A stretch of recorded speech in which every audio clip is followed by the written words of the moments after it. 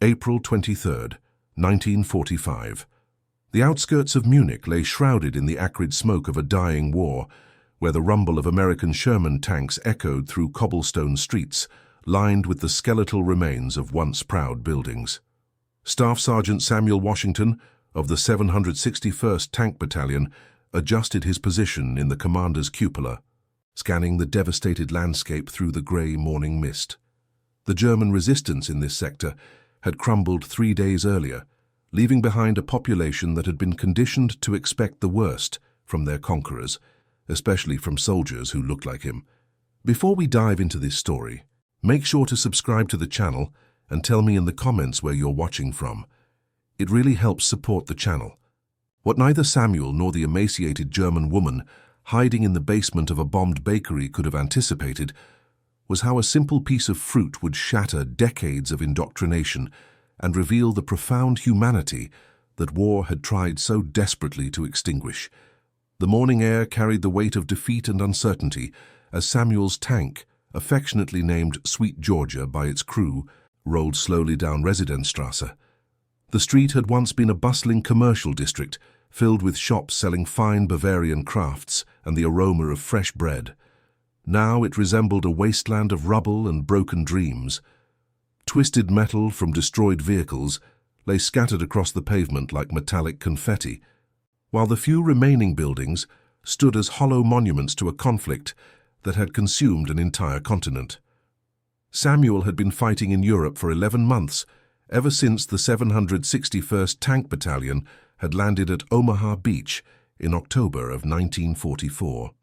The unit was one of the first integrated armored battalions in the United States Army, though integration was a generous term for what amounted to separate but supposedly equal treatment.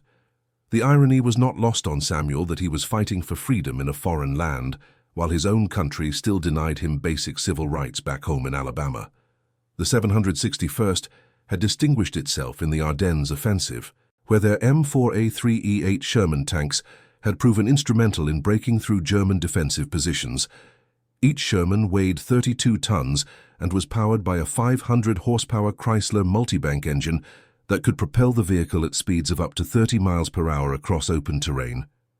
The tank's main armament consisted of a 76mm M1 gun, capable of penetrating most German armor at standard combat ranges. But technical specifications meant little when facing the human cost of war. Samuel had witnessed the liberation of concentration camps, seen the hollow eyes of prisoners who had been reduced to walking skeletons, and observed the complete moral collapse of a society that had once prided itself on its cultural achievements. The Germany they were now occupying bore little resemblance to the industrial powerhouse that had threatened to dominate the world just 4 years earlier. As Sweet Georgia navigated around a crater that had once been the town fountain, Samuel noticed movement in the ruins of what appeared to be a bakery. The building's facade had partially collapsed, leaving jagged concrete teeth where windows used to frame displays of pastries and bread. Through a gap in the rubble, he caught a glimpse of pale fabric someone was hiding inside. This was not unusual.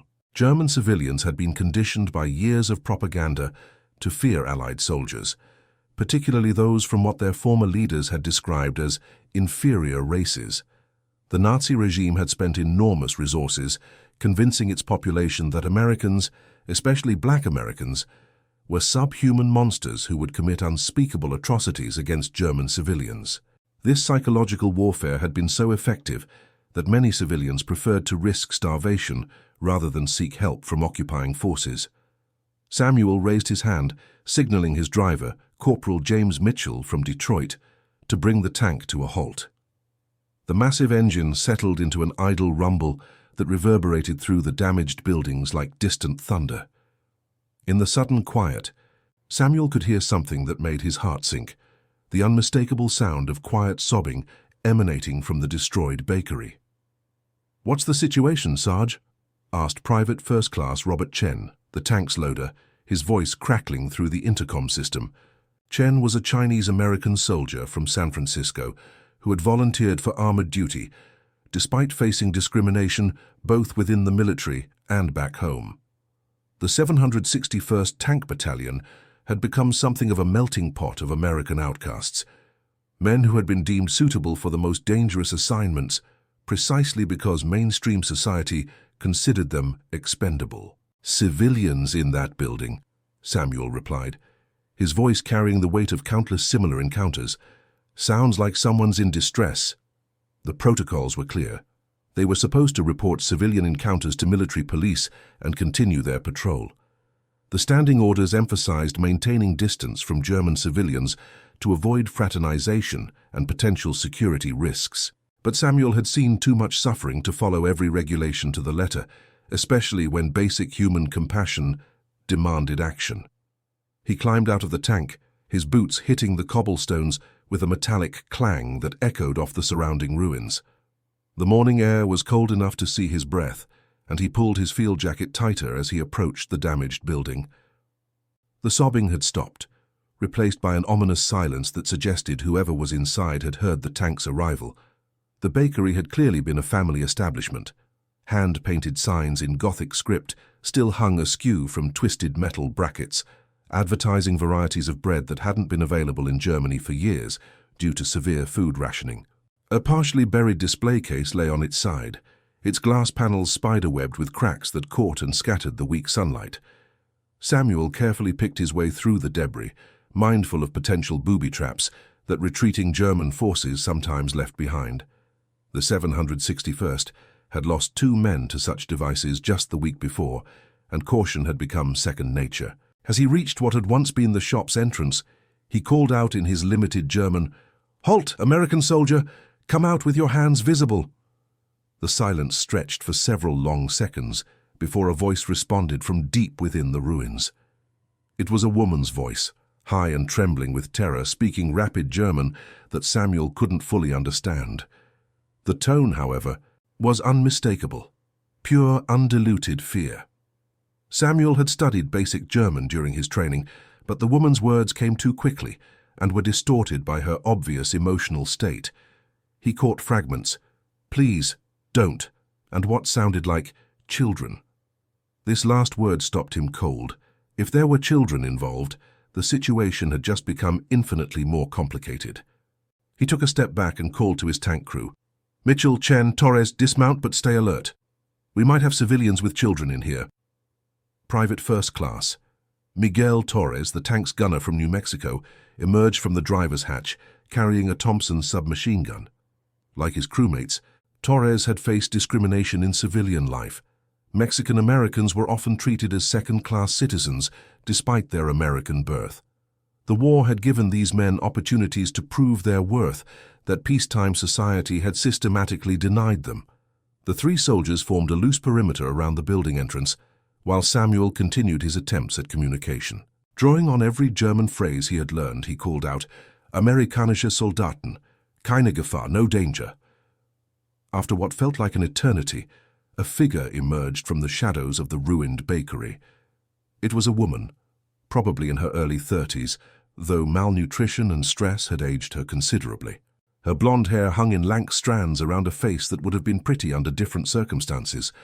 Now her cheeks were sunken, her eyes ringed with dark circles that spoke of sleepless nights and constant hunger.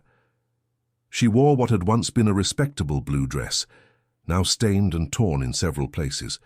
Over this she had wrapped herself in what appeared to be a tablecloth, seeking warmth and perhaps a small measure of dignity. Her hands shook visibly as she raised them above her head in surrender, but it was her eyes that struck Samuel most forcefully. They held a mixture of terror, resignation, and desperate hope that he had seen in concentration camp survivors. This woman was clearly starving, probably had been for months, and she expected the worst from her encounter with American soldiers. "Please," she said in heavily accented English, "do not hurt my children. They are very small." The admission confirmed Samuel's suspicions. Somewhere in those ruins, probably deeper underground, were children depending on this woman for their survival. The weight of responsibility settled on his shoulders like a familiar burden. Every decision he made in the next few minutes could determine whether this family lived or died. Samuel slowly reached into his field rations pack, moving deliberately so as not to startle the terrified woman. His fingers found what he was looking for, a fresh orange that had been included in that morning's supply distribution. Oranges were an incredible luxury in wartime Germany. The country's supply lines had been completely severed for months, and fresh fruit had become more valuable than currency. The woman's eyes followed his movement with the intense focus of someone who had learned to track every potential source of food. When Samuel held up the orange, her reaction was immediate and heartbreaking. She took an involuntary step forward, then caught herself and stepped back, clearly torn between desperate hunger and ingrained fear. Samuel understood the conflict playing out in her mind. Years of propaganda had taught her that American soldiers, particularly black American soldiers, were savage monsters who would use food as bait for unspeakable acts. Yet here was sustenance for her children, possibly the first fresh fruit they had seen in years. He made his decision with characteristic directness. Without warning, he tossed the orange in a gentle arc through the air. The woman's hands moved instinctively to catch it, but then she froze completely, staring at the fruit in her palms as if it were a live grenade. For a moment that seemed to stretch into infinity, neither soldier nor civilian moved. The orange sat in her cupped hands like a small sun, its bright color a stark contrast to the gray devastation that surrounded them. Samuel could see her mind working, trying to process what had just happened. According to everything she had been taught, this moment should not be possible. The propaganda that had shaped her understanding of American forces, particularly black American forces, painted them as subhuman creatures, incapable of mercy or kindness. The Nazi regime had invested enormous resources in convincing German civilians that their enemies were monsters who would show no compassion to defeated populations. This psychological warfare had been designed to encourage fierce resistance by making surrender seem worse than death. But here was evidence that contradicted everything she had been told. A black American soldier had just freely given her food, not demanded anything in return, not threatened her, not shown any of the savage behavior she had been conditioned to expect. The cognitive dissonance was overwhelming. Samuel watched as tears began to stream down her face, not tears of fear or despair, but something else entirely.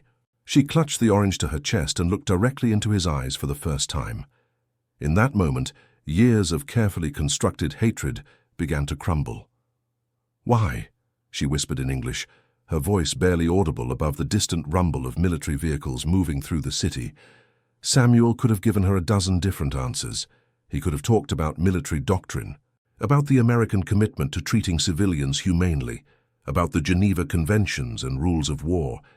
Instead, he simply said, "Because you need it." The simplicity of his response seemed to shatter something inside her. She began to sob openly, but these were different tears now. Tears of relief, of gratitude, of a human connection that transcended the artificial boundaries that war had constructed between them.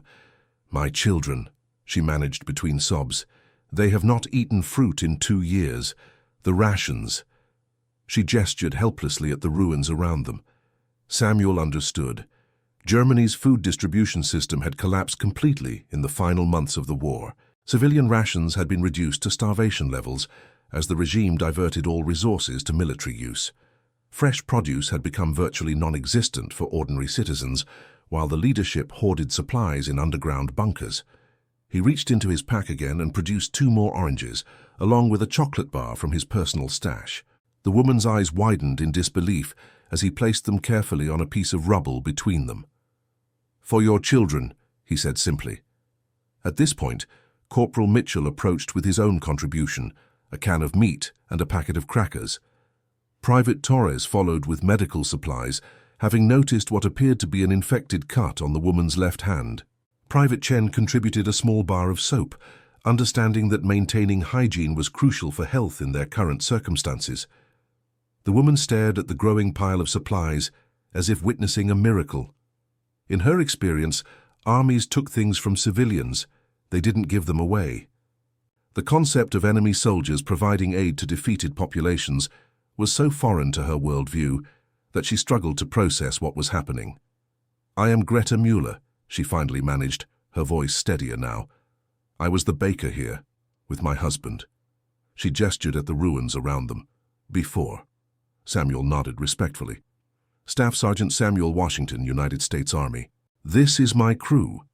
The formal introduction seemed to ground Greta in a reality where ordinary human courtesy still existed. She wiped her eyes with the back of her hand and managed something approaching a smile. My husband was taken for the army 2 years ago, she continued, her English improving as she found her confidence. I do not know if he lives. My children and I, we stayed because this was our home. When the bombing came, we hid in the cellar. Samuel could fill in the gaps of her story without difficulty. German men had been conscripted in increasingly desperate waves as the war situation deteriorated. By 1943, the regime was drafting teenagers and men in their 50s to fill the ranks depleted by massive casualties on the eastern and western fronts. Families like Greta's had been left to fend for themselves with minimal government support. "How many children?" he asked gently. 2. Hans is 7 years, Maria is 4 years. Greta's voice softened when speaking of her children. They are very frightened. The planes, the guns, but they do not understand. Samuel felt a familiar tightness in his chest. He had 3 younger siblings back in Alabama, and the thought of them facing what these German children had endured was unbearable. War had a way of making the abstract personal, of transforming enemy civilians into individual human beings with their own fears and hopes. "Would you like us to check if there are any medical supplies needed?" he offered. "We have a medic with our unit who could examine them." Greta's expression showed the internal struggle between need and lingering fear. Medical care had become virtually non-existent for German civilians in the final months of the war. Doctors had been conscripted or killed, medical supplies diverted to military use, and hospitals destroyed by bombing. Her children had been surviving without any professional medical attention for months, but accepting help meant trusting these soldiers completely, and decades of conditioning were difficult to overcome in a single moment. Samuel could see her weighing the risks against her children's desperate needs. "They are safe with us," he said quietly, understanding her hesitation. "We have children back home too." This seemed to tip the balance. Greta nodded slowly, then called out in German toward the ruins. After a moment, 2 small figures emerged from what had been the bakery's basement, a boy with sandy hair and solemn eyes, and a little girl who clung to her brother's hand with obvious terror. The children were painfully thin, their clothes hanging loose on their small frames. The boy Hans stared at the black soldiers with wide eyes, clearly trying to reconcile what he saw with whatever he had been told to expect. The little girl, Maria, hid behind her brother and peeked out at the strangers with the cautious curiosity of early childhood. Samuel knelt down to put himself at the children's eye level, a gesture that immediately made him less intimidating. He had learned this technique from his own mother, who had taught him that children responded better when adults didn't tower over them. "Hello," he said in English, then attempted the German equivalent. "Hello?" Hans whispered something to his sister in rapid German. Samuel caught the word schwarz, meaning black, but the boy's tone held more curiosity than fear. Children, Samuel had observed, were often less burdened by adult prejudices and more capable of accepting new realities. Private Chen stepped forward and produced a small toy from his pack, a wooden airplane that he had carved during quiet moments in the field. He placed it on the ground and slid it gently toward Hans, making airplane noises as he did so. The boy's eyes lit up despite himself. It had probably been years since he had seen a new toy, let alone one crafted specifically for his amusement. He looked to his mother for permission, and when Greta nodded, he cautiously picked up the airplane and examined it with the intense focus that children brought to truly interesting objects. Maria, seeing her brother's positive reaction, emerged a bit more from her hiding place. Private Torres, who had younger cousins back in New Mexico, crouched down and began making funny faces that gradually coaxed a smile from the little girl. Greta watched these interactions with growing amazement. Her children were not just being spared harm, they were being treated with genuine kindness by men she had been taught to fear above all others. The cognitive dissonance continued to erode her preconceived notions. "In the propaganda," she said to Samuel, her voice barely above a whisper, "they said you would." She stopped, unable to finish the sentence. Samuel understood. The Nazi propaganda machine had painted particularly lurid pictures of what would happen when black American soldiers encountered German civilians. These lies had been designed to encourage desperate resistance by making surrender seem worse than death. "I know what they told you," Samuel replied gently. "They told lies about us, just like they told lies about a lot of things." Greta nodded slowly, the truth of his words evident in the kindness she was witnessing. "Yes, I begin to understand this now." The moment was interrupted by the distant sound of vehicle engines approaching. Samuel immediately tensed, his combat instincts taking over. They had been stationary too long, making themselves a potential target for any remaining German resistance fighters or snipers. "We need to move," he told his crew, then turned to Greta. "Is there somewhere safer you and the children can go? Family? Friends?" Greta's expression fell. "My sister lived in Munich, but her building was destroyed in the bombing last month. I do not know where she is now. We have nowhere else." This presented a serious dilemma. Military regulations prohibited soldiers from taking on responsibility for civilian dependents, but abandoning a starving family to the chaos of a defeated city violated every moral principle Samuel held dear. Corporal Mitchell stepped forward with a solution. "Sarge, there's a Red Cross station being set up about 2 miles from here. They're processing displaced civilians, providing food and temporary shelter." Samuel nodded, grateful for his driver's practical thinking.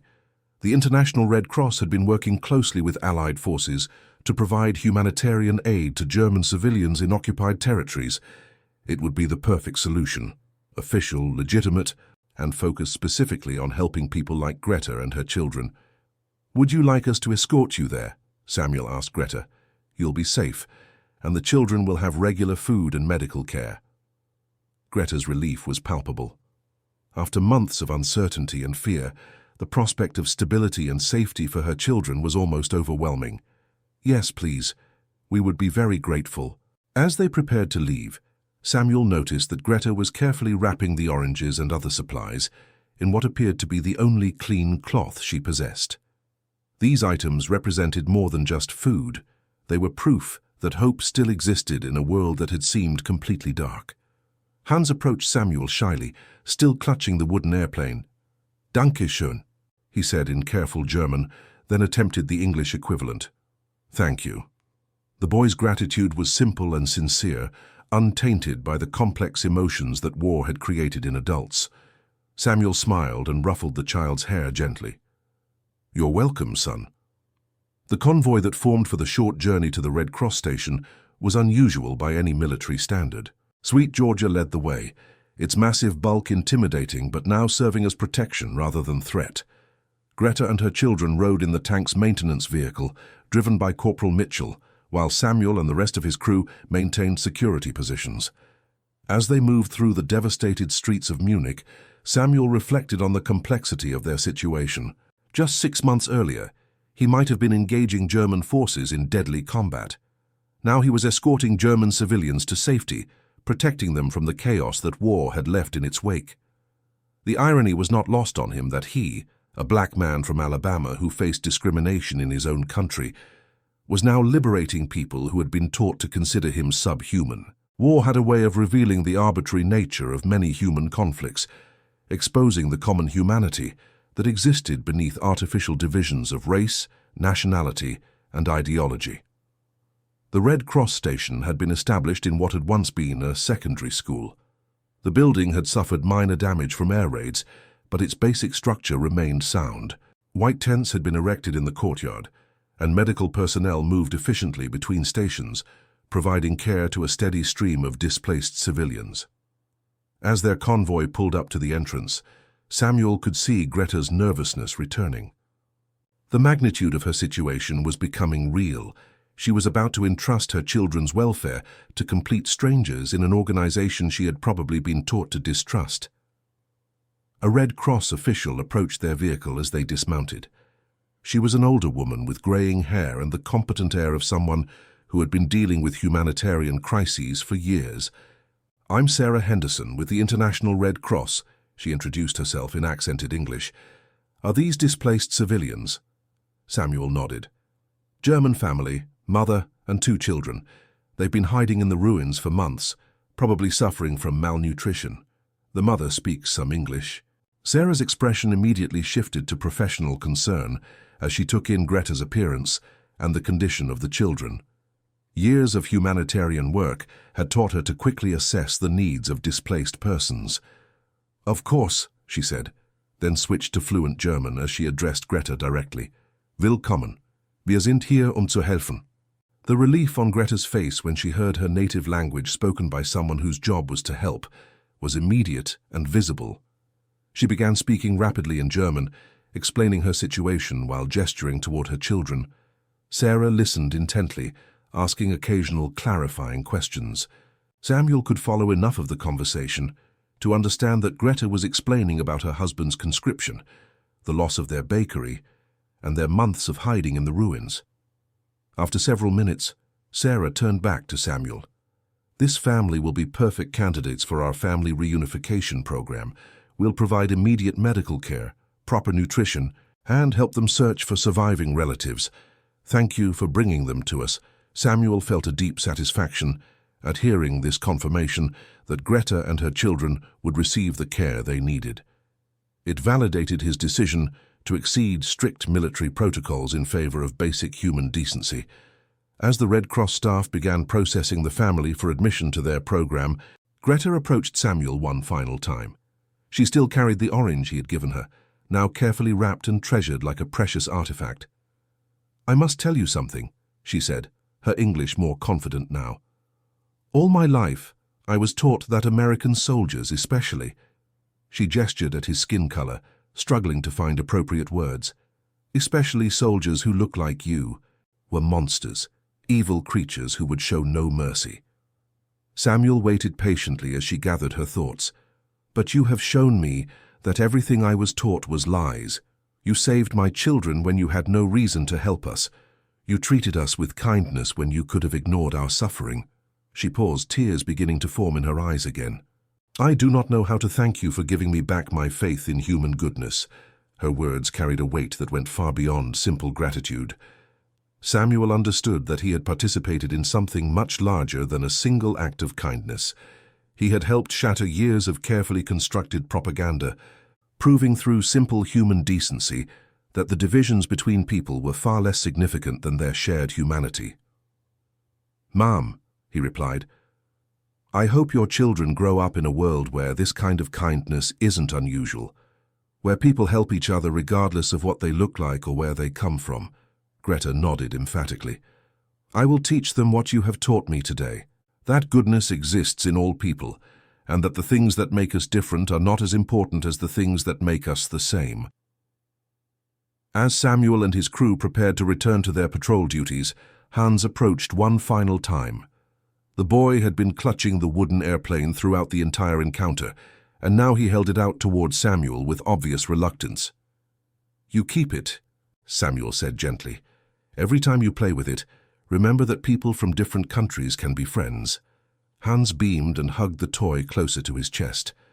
"I will remember," he promised in careful English. The drive back to their patrol route was quieter than usual. Each member of the tank crew seemed lost in his own thoughts about what had just transpired. They had participated in something that transcended normal military operations, a moment of pure human connection that would probably stay with them for the rest of their lives. Private Torres was the first to break the silence. "My grandmother always said that the best way to fight hate is with kindness. I never really understood what she meant until today." Corporal Mitchell nodded from the driver's position. "Makes you think about all the things we've been told about enemy populations.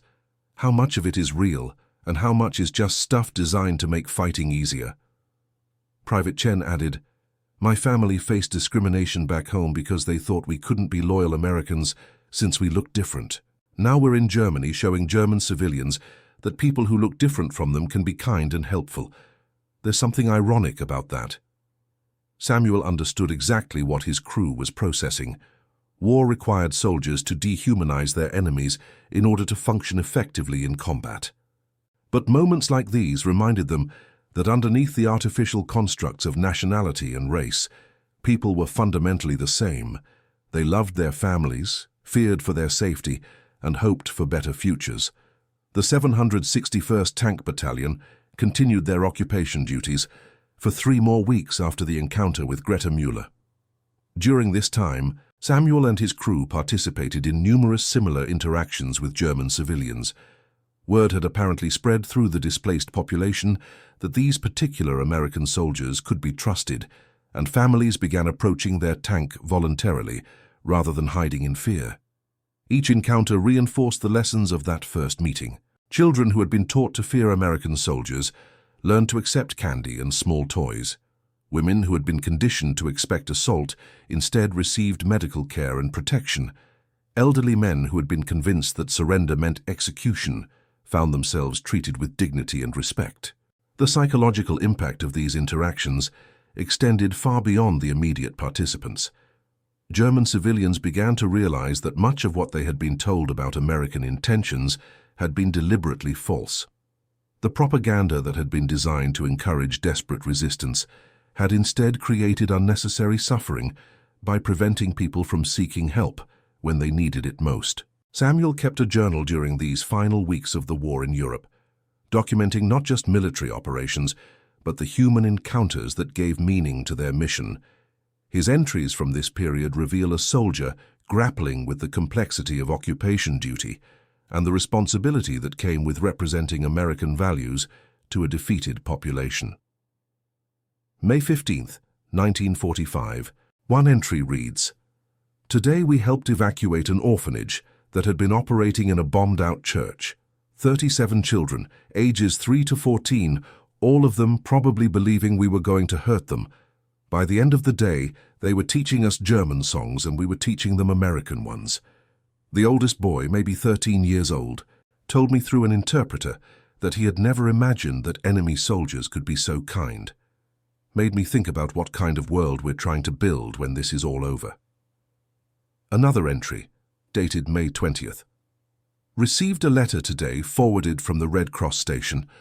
It was from Greta Müller, the baker whose children we helped 3 weeks ago. Her English has improved remarkably, probably from working with the Red Cross staff. She wrote to tell us that her husband has been found alive in a prisoner of war camp and will be released soon. The family will be reunited within a month. She thanked us again for saving not just our lives, but our hope. These are the moments that make everything else worth it." The official end of the war in Europe came on May 8, 1945, with Germany's unconditional surrender. For Samuel and his crew, this meant a transition from combat operations to full-time occupation and reconstruction duties. The 761st Tank Battalion was assigned to help maintain order in the American occupation zone, while civilian authorities worked to rebuild basic infrastructure and establish new governmental systems. This period proved to be just as challenging as combat in many ways. Soldiers who had been trained to fight and destroy now had to learn how to build and protect. The skills required for effective occupation duty were entirely different from those needed for battlefield success, requiring patience, cultural sensitivity, and diplomatic awareness that had not been emphasized in their military training. Samuel found himself serving as an unofficial liaison between American forces and German civilian authorities. His reputation for fairness and compassion had spread throughout their assigned sector, and both military commanders and civilian leaders began requesting his involvement in sensitive situations. One such situation arose in early June, when tensions developed between American forces and a group of German refugees who had been resettled in a displaced persons camp outside Munich. The refugees, mostly women and elderly men whose families had been scattered by the war, were becoming increasingly frustrated with camp conditions and the slow pace of family reunification efforts. The camp commander, a young lieutenant from Georgia who had never dealt with civilian populations before, was struggling to maintain order while also providing adequate care for nearly 300 displaced persons. Cultural misunderstandings had created an atmosphere of mutual suspicion and resentment that threatened to explode into serious conflict. Samuel was called in to help mediate the situation after several minor incidents had escalated tensions to a dangerous level. He arrived at the camp to find German civilians on one side of the compound and American soldiers on the other, with very little communication happening between the two groups. The refugees' spokesman turned out to be a former professor of literature from the University of Munich, an elderly man named Dr. Friedrich Weber, who had lost his entire family in the bombing campaigns, but retained his dignity and intellectual clarity. Dr. Weber spoke excellent English and had been trying unsuccessfully to communicate his people's concerns to the American administration. "Sergeant Washington," Dr. Weber said when Samuel introduced himself, "we are grateful for the food and shelter that your army has provided, but we are not animals to be confined and fed.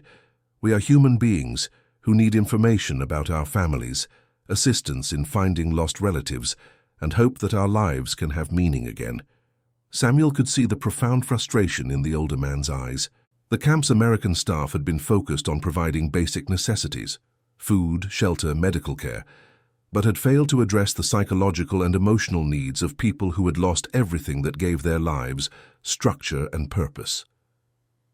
"Dr. Weber," Samuel replied, "you're absolutely right. Let me talk with the camp commander and see what we can do to improve the situation." The lieutenant in charge of the camp was clearly overwhelmed by responsibilities he had never been trained to handle. He was a competent soldier, but had no background in humanitarian work or civilian administration. "Sergeant," he confided, "I don't know what these people want from us. We're feeding them, housing them, providing medical care, but they seem angry all the time, and I can't figure out what else we're supposed to do." Samuel realized that the problem was not malicious intent, but simple lack of understanding. The young officer was approaching the refugee situation like a military logistics problem, focusing on physical needs while ignoring the psychological and social requirements of displaced civilians. "Sir," Samuel suggested, "what if we set up a system that allows these people to play a more active role in managing their own affairs? Give them some responsibility and agency instead of just taking care of them like dependents." This approach proved to be exactly what was needed. Working with Dr. Weber and other refugee leaders, Samuel helped establish a civilian council that could make decisions about camp life and serve as a formal communication channel with American authorities. Refugees were given meaningful work assignments that utilized their skills and education rather than just busy work designed to keep them occupied. The transformation was remarkable. Within 2 weeks, the atmosphere in the camp had shifted from sullen resentment to cautious cooperation. German refugees began approaching American soldiers with requests for assistance rather than complaints about mistreatment. The Americans, in turn, began to see the refugees as individuals with valuable skills and knowledge, rather than just problems to be managed. One particularly meaningful development was the establishment of a school for refugee children, organized by former teachers among the displaced persons and supported with supplies provided by American forces. Samuel often visited the school during his rounds, and the children who had initially hidden from American soldiers now ran to greet him enthusiastically. During one such visit, he encountered a familiar face, Hans Müller, the 7-year-old boy who had been reunited with his father the previous month. The family had been temporarily housed in the refugee camp while they waited for assistance in rebuilding their bakery. "Sergeant Washington," Hans called out in English, running across the schoolyard with his wooden airplane still clutched in his hand. "Look, I am learning to read English words." The boy proudly displayed a simple reader that had been provided by the Red Cross, pointing out words he had mastered. His enthusiasm for learning and his obvious comfort around American soldiers represented everything that Samuel hoped their occupation efforts could accomplish. Hans's father, Karl Müller, approached more slowly but with obvious gratitude. Karl was a thin man in his 40s, who bore the physical and emotional scars of 2 years as a prisoner of war on the Eastern Front. He had been captured during the retreat from Stalingrad and spent the remainder of the war in Soviet captivity under conditions that had nearly killed him. "Sergeant," Karl said in halting English, "my wife has told me how you saved my family when they had lost all hope. I cannot find words to express my gratitude."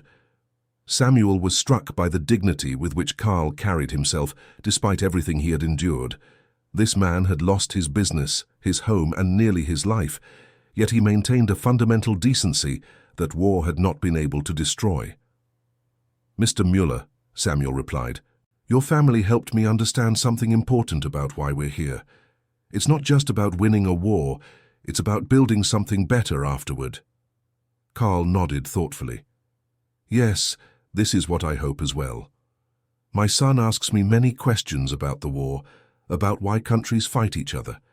I tell him that good people can be found everywhere, and that the future will be built by those who choose kindness over hatred. This conversation stayed with Samuel long after the encounter ended. He realized that the true victory in this war would not be measured in military statistics or territorial conquests, but in the ability to create a world where children like Hans Müller could grow up without the prejudices and hatred that had torn apart the previous generation. As summer progressed, Samuel's duties expanded to include working with German civilian authorities who were being permitted to resume limited governmental functions under American supervision. This brought him into contact with Germans who had held positions of responsibility during the war and were now trying to rebuild their communities under radically different circumstances.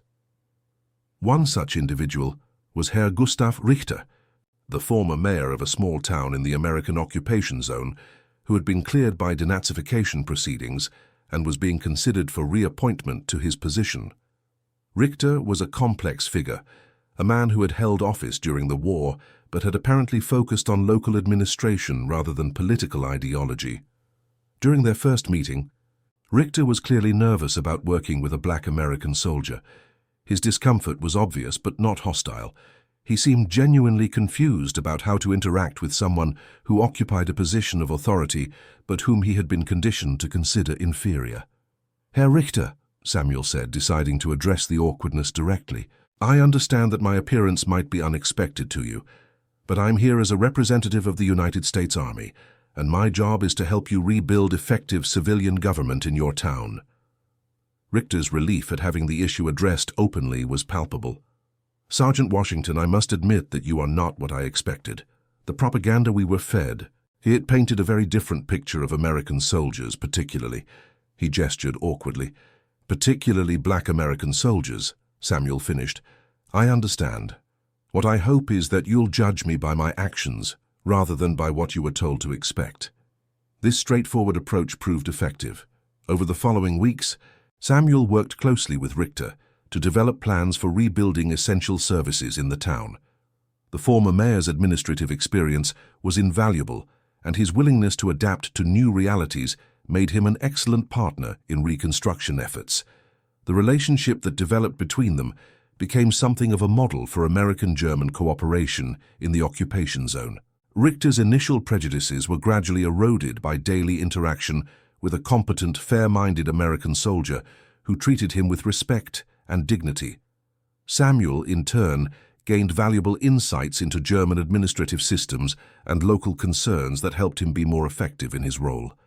One particularly challenging situation arose when the town's reconstruction committee had to decide how to handle former Nazi Party members who were seeking permission to return to their homes and jobs. American policy required extensive background checks and denazification proceedings, but local sentiment was divided between those who wanted to forgive and move forward and those who demanded accountability for past actions. Richter brought the problem to Samuel during one of their weekly planning meetings. "Sergeant, we have 17 families whose breadwinners were party members during the war. Some joined for opportunistic reasons, others out of genuine belief. How do we determine who can be trusted to participate in building our new democracy?"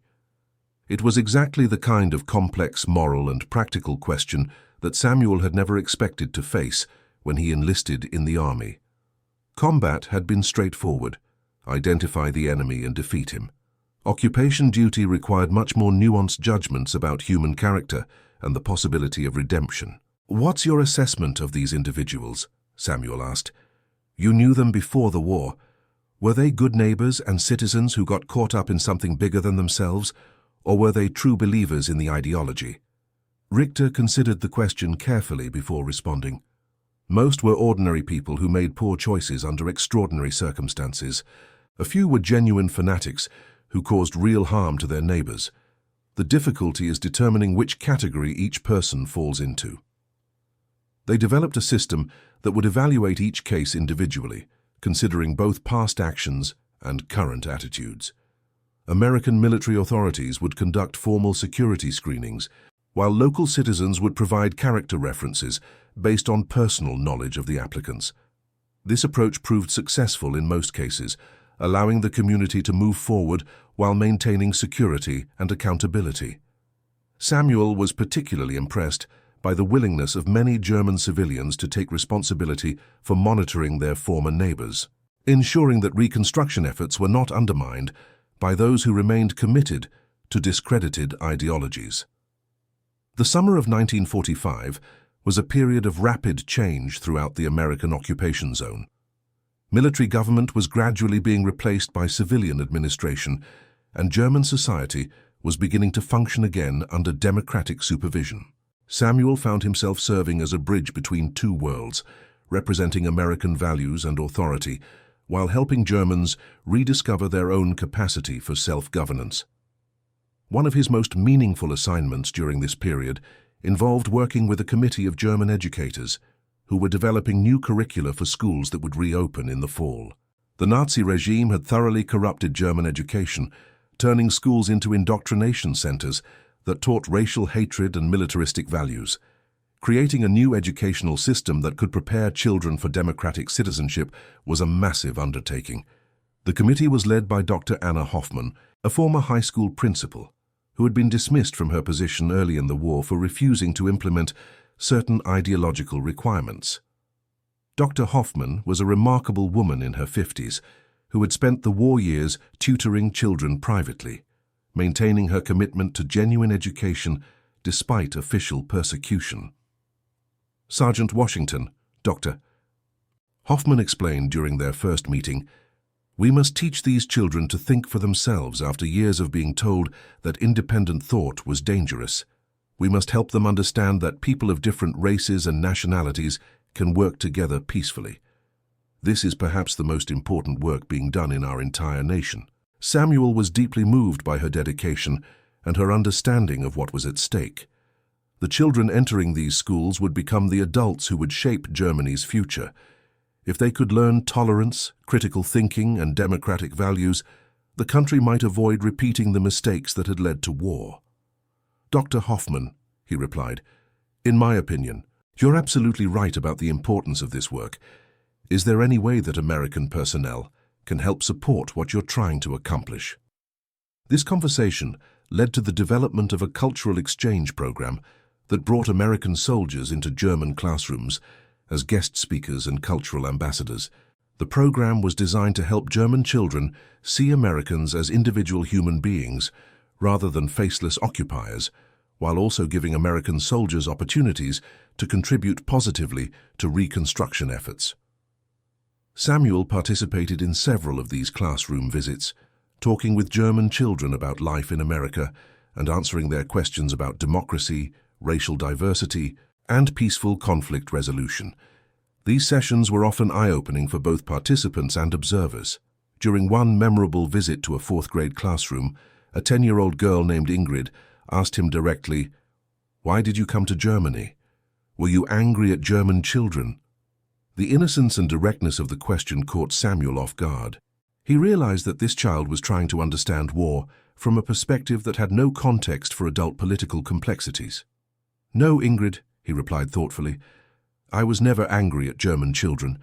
I came because my country was fighting the German army, not the German people. Now that the fighting is over, I'm here to help make sure that children like you can grow up in a peaceful world." Another child asked, "In America, do people with different colored skin live together peacefully?" This question forced Samuel to grapple with the contradictions of his own experience. He was fighting for democratic values abroad while facing discrimination at home, representing a country that preached equality while practicing segregation. "We're still learning how to do that," he answered honestly. "America isn't perfect, but we're trying to build a country where everyone can be treated fairly regardless of what they look like. That's part of what this war was about, the idea that all people deserve to be treated with dignity and respect." The children's responses to these conversations were remarkable. They displayed a natural curiosity about the world and an eagerness to learn about different ways of living that had been suppressed during the war years. Samuel began to understand that Germany's recovery would ultimately depend on the ability of this generation to embrace values that their parents had rejected. As autumn approached and Samuel's unit prepared for eventual redeployment, he reflected on the profound changes he had witnessed in German society. Communities that had been devastated by war were beginning to rebuild not just their physical infrastructure, but their social and moral foundations. The relationship between American forces and German civilians had evolved from mutual suspicion to cautious cooperation, and in many cases, genuine friendship. Samuel had observed this transformation in countless individual encounters, from the first meeting with Greta Müller and her children, to daily interactions with German officials, educators, and ordinary citizens. One particularly significant development was the decision by many German families to name their newborn children after American soldiers who had shown them kindness during the occupation. Samuel learned that at least 3 babies in his sector had been named Samuel or Sam in his honor, a tribute that moved him deeply. During his final week in Germany, Samuel received an unexpected invitation to attend the wedding of Hans Müller's aunt, Greta's sister, who had survived the bombing of Munich and been reunited with her family through Red Cross efforts. The wedding was being held in a partially rebuilt church, and American soldiers had been invited to participate as honored guests. The ceremony itself was a powerful symbol of renewal and hope. Despite the destruction that surrounded them, this German family had chosen to celebrate love and commitment to the future. The presence of American soldiers at such an intimate family event demonstrated how completely the relationship between occupiers and civilians had been transformed. Greta Müller approached Samuel after the ceremony, carrying her daughter Maria, who was now a healthy and vibrant child thanks to proper nutrition and medical care. Hans ran alongside them, still carrying the wooden airplane that Private Chen had carved for him months earlier. "Sergeant Washington," Greta said, "I wanted you to know that my husband and I have decided to name our next child Samuel if it is a boy. We want our family to always remember the kindness that American soldiers showed us when we had lost all hope." The gesture was so unexpected and meaningful that Samuel found himself unable to respond immediately. To have his name carried forward by a German family represented a kind of immortality that no military decoration could provide. "Mrs. Müller," he finally managed, "that would be a tremendous honor. I hope that child grows up in a world where the kind of hatred that caused this war can never take root again." Hans tugged at Samuel's uniform sleeve, demanding attention with the persistence that only 7-year-olds possessed. "Sergeant Washington," the boy said in careful English, "when you go back to America, will you remember us?" Samuel knelt down to the boy's eye level, just as he had done during their first encounter months earlier. "Hans, I will never forget you or your family. And I hope you'll remember that people from different countries can be friends, no matter what they look like or where they come from." The boy nodded solemnly, then broke into the kind of radiant smile that only children could produce. "I will teach my children to be friends with everyone," he promised. As Samuel prepared to leave Germany, he carried with him a profound sense of accomplishment that went beyond military success. He had participated in something much larger than winning a war. He had helped plant the seeds of a different kind of future, one based on understanding rather than hatred, cooperation rather than conflict. The 761st Tank Battalion received orders to redeploy to the United States in September 1945. For Samuel and his crew, this meant leaving behind a country and a people they had come to know and respect. Germany was still devastated, still struggling to rebuild, but it was no longer the enemy territory they had entered months earlier. On his final day in Munich, Samuel made one last visit to the Red Cross station where he had first brought Greta Müller and her children. Sarah Henderson, the Red Cross administrator, had become a valuable ally in numerous humanitarian efforts throughout the summer. "Sergeant," Sarah told him, "I want you to know that your approach to working with German civilians has been copied by other units throughout the occupation zone. The combination of firmness and compassion that you've demonstrated has become a model for effective military government." Samuel was gratified to learn that their methods had been noticed and replicated. The idea that his crew's approach to occupation duty might help other soldiers build better relationships with German civilians was deeply satisfying. "Ma'am," he replied, "I think we learned as much from the German people as we taught them. This experience has changed all of us in ways we're probably still trying to understand." The journey home to the United States was bittersweet for Samuel and his crew. They were eager to see their families again and return to civilian life, but they were also leaving behind work that felt profoundly meaningful. The war had ended not just in military victory, but in the possibility of genuine reconciliation between former enemies. During the long voyage across the Atlantic, Samuel spent considerable time writing in his journal, trying to capture the lessons and insights he had gained during his time in Germany. His entries from this period reveal a soldier who had been fundamentally changed by his experience of occupation duty. September 23, 1945, on one entry reads, "Today we sailed past the Statue of Liberty and saw New York Harbor for the first time in almost a year. The crew was cheering, but I found myself thinking about the German families we left behind, still struggling to rebuild their lives. I hope the America we're returning to is worthy of the sacrifices made by all the people we met in Germany, people who learned to trust us despite every reason they had been given not to." Another entry, written after the ship docked. "We're heroes here in America, welcomed back as conquering soldiers who helped save the world for democracy. But I keep thinking about a little German boy named Hans, who taught me that hatred is something people learn, not something they're born with. If we can remember that lesson, maybe this war will have been worth fighting." Samuel's return to Alabama brought him face to face with the contradictions that had troubled him throughout his service in Europe. He had spent months representing American democratic values to German civilians, helping them understand that people of different races could work together peacefully. Now he was back in a country where such cooperation was actively discouraged by law and custom. The irony was not lost on him or on other black veterans returning from the war. They had fought against fascism abroad while facing discrimination at home, had demonstrated their loyalty and capability under the most extreme circumstances, yet were still denied basic civil rights in many parts of their own country. But Samuel carried with him something that his white neighbors could not take away, the knowledge that he had made a genuine difference in the world.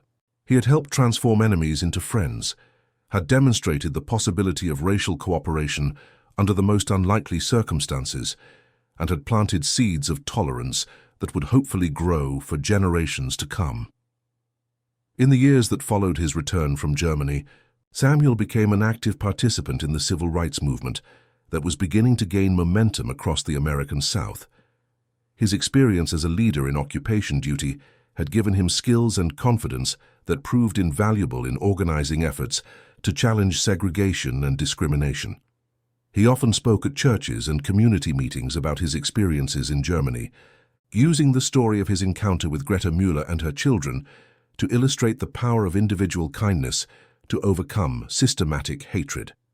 These speeches were powerful not just because of their message, but because they were delivered by someone who had proven his courage and patriotism under fire. If a starving German woman could learn to trust a black American soldier, Samuel would tell his audiences, then surely white and black Americans can learn to live together as equals in their own country. The wooden airplane that Private Chen had carved for Hans Müller became one of Samuel's most treasured possessions, a tangible reminder of the moment when a simple act of kindness had begun to heal the wounds of war. He kept it on his desk throughout his post-war career, using it to remind himself and others that small gestures could have enormous consequences. In 1965, 20 years after the end of the war, Samuel received a letter from Germany that would prove to be one of the most meaningful communications of his life. It was from Hans Müller, now a 27-year-old engineer working in the reconstruction of German industry. The letter, written in excellent English, read, "Dear Sergeant Washington, I do not know if you remember a 7-year-old German boy who you gave a toy airplane to in 1945, but I have never forgotten the kindness you showed my family during the darkest time of our lives. I am writing to tell you that I have named my newborn son Samuel in honor of the American soldier who taught me that goodness can be found in all people, regardless of their race or nationality.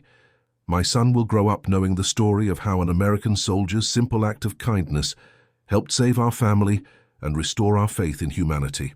I hope that someday I can visit America and thank you in person for everything you did for us." Samuel's response to Hans's letter began a correspondence that would continue for the rest of his life. Through Hans, he learned about the remarkable transformation of Germany from a devastated, defeated nation to a prosperous democracy committed to peaceful cooperation with its former enemies. Hans had become an engineer specializing in bridge construction, a profession that Samuel found symbolically appropriate for someone whose life had been shaped by the building of connections between former enemies. The young German had married a teacher who shared his commitment to educating children about tolerance and international understanding. In 1968, Hans fulfilled his promise to visit America. The reunion between the former soldier and the German boy he had helped occurred at Samuel's home in Montgomery, Alabama, where Hans was introduced to Samuel's wife and children as the boy who taught me that war doesn't have to destroy the possibility of friendship. Hans's visit to the American South came at a time when the civil rights movement was reaching its climax, and the young German was struck by the parallels between his own country's struggle to overcome a legacy of hatred and America's efforts to address racial injustice. In Germany, Hans told Samuel during their visit, we had to learn to reject the lies we had been taught about other races and nationalities. I see that America is going through a similar process now, learning to live up to its own ideals about equality and justice. Your example during the war showed us that this transformation was possible. The conversation had a profound impact on both men. Samuel realized that his wartime service had contributed not just to military victory, but to a broader human struggle against prejudice and hatred. Hans, meanwhile, gained a deeper understanding of the ongoing challenges facing American democracy and the courage required to continue fighting for justice. Their friendship became a living symbol of the possibility of reconciliation and mutual understanding between former enemies. Hans returned to Germany with a deeper appreciation for American ideals and challenges, while Samuel was reinforced in his commitment to civil rights work by seeing how his wartime example continued to inspire others. As Samuel aged, he became increasingly interested in ensuring that the lessons of his wartime experience would be preserved for future generations. He began working with historians and educators to document the role of black soldiers in World War II, particularly their contributions to successful occupation and reconstruction efforts. One of his most important projects was the establishment of an oral history archive that collected testimonies from black veterans of the European theater. These interviews revealed countless stories of individual courage, wisdom, and humanity that had been overlooked by traditional military histories focused primarily on combat operations.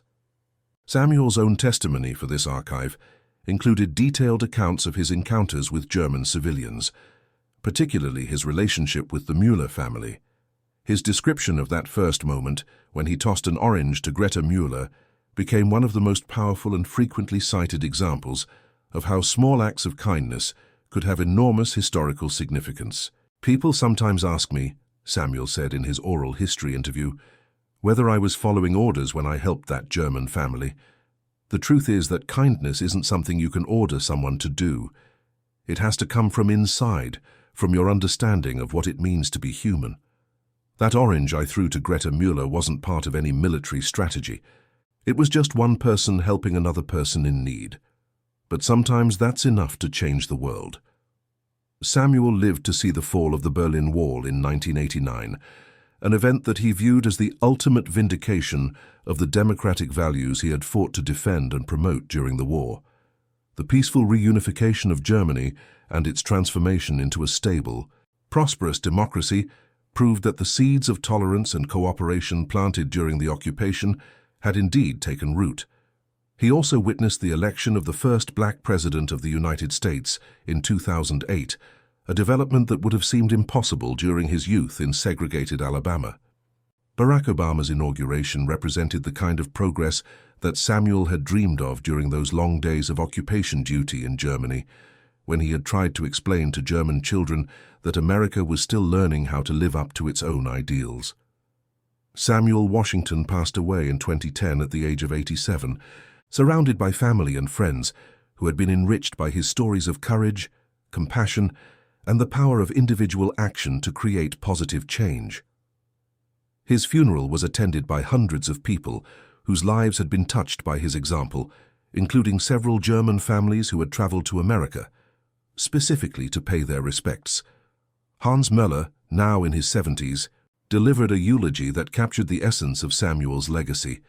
"Sergeant Washington taught me that the true victory in any war is not the defeat of your enemies, but the transformation of enemies into friends." His simple act of kindness to my family in 1945 began a friendship that lasted 65 years and helped shape my understanding of what it means to be a good person in a difficult world.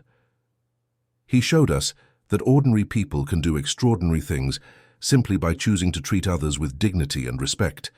The wooden airplane that had been carved by Private Chen and treasured by Hans Müller throughout his childhood was placed in Samuel's coffin, symbolically completing a circle of friendship and understanding that had begun with an orange tossed to a starving German woman in the ruins of Munich. Samuel's story became part of the curriculum in schools throughout the American South, used to teach children about the civil rights movement and the importance of standing up for justice, even when it requires personal courage. In Germany, his example was incorporated into educational programs designed to help young people understand how individuals could resist hatred and choose compassion, even under the most difficult circumstances.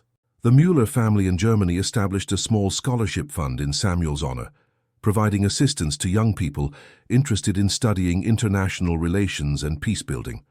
The scholarship recipients were required to write essays about the role of individual action in promoting understanding between different cultures and nations. One of the most touching tributes to Samuel's memory came in 2015, the 70th anniversary of the end of World War II in Europe. The city of Munich erected a small memorial plaque in the location where Greta Möller's bakery had once stood, commemorating the moment when an American soldier's act of kindness had begun to heal the wounds of war. The plaque, written in both German and English, read, "In April 1945 on this site, Staff Sergeant Samuel Washington of the United States Army offered food to a starving German family, demonstrating that even in war, human kindness can triumph over hatred and fear. This memorial honors all those who chose compassion over conflict and helped build the foundation for lasting peace." Hans Müller, now the grandfather of a young boy also named Samuel, attended the memorial dedication ceremony. In his remarks, he reflected on the profound impact that a single moment of kindness had had on his family and on his understanding of human nature. "My grandfather's generation learned to hate people they had never met," Hans said. "My father's generation had to unlearn that hatred through painful experience. My generation grew up believing that friendship between former enemies was natural and normal. My grandson's generation will inherit a world where such friendship is taken for granted." This transformation did not happen by accident. It was built through thousands of individual acts of courage and kindness, like the one we commemorate today. The memorial ceremony was attended by veterans from multiple countries, civil rights activists, educators, and ordinary citizens who understood that the lesson of Samuel's orange transcended national and racial boundaries. The simple message was that every person has the power to choose kindness over hatred, understanding over ignorance, and hope over despair. In the years since Samuel's death, his story has been retold countless times in books, documentaries, and educational materials designed to teach young people about the power of individual action to create positive change. The image of a black American soldier tossing an orange to a German woman has become an iconic representation of the possibility of reconciliation and understanding even after the most bitter conflicts. The continuing relevance of Samuel's example was demonstrated in 2020, when racial tensions in America sparked renewed discussions about justice, equality, and the ongoing struggle to live up to democratic ideals. Many commentators pointed to Samuel's wartime experience as evidence that progress was possible, that individuals could choose to bridge divides rather than deepen them. Hans Müller, despite his advanced age, participated in several virtual conferences during the pandemic, sharing his memories of Samuel Washington and emphasizing the timeless nature of the lessons learned from their encounter. His message was simple but powerful. Hatred is taught, but so is love. We must choose carefully what we teach our children, because they will build the world they inherit from us. The story of Samuel Washington and the orange continues to resonate because it illustrates fundamental truths about human nature and the possibility of positive change.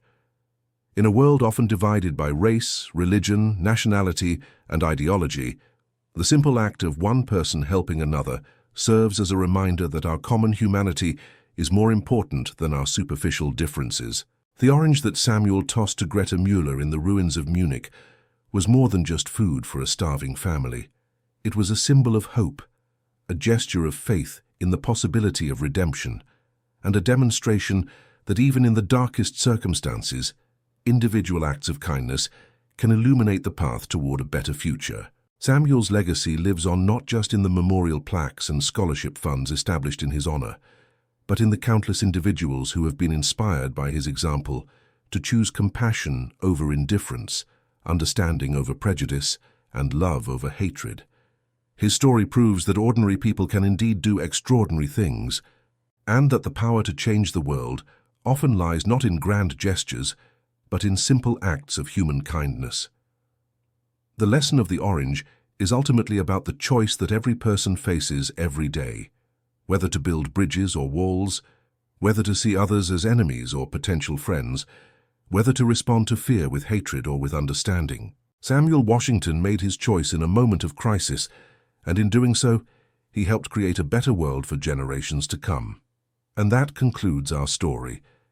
If you made it this far, please share your thoughts in the comments. What part of this historical account surprised you most?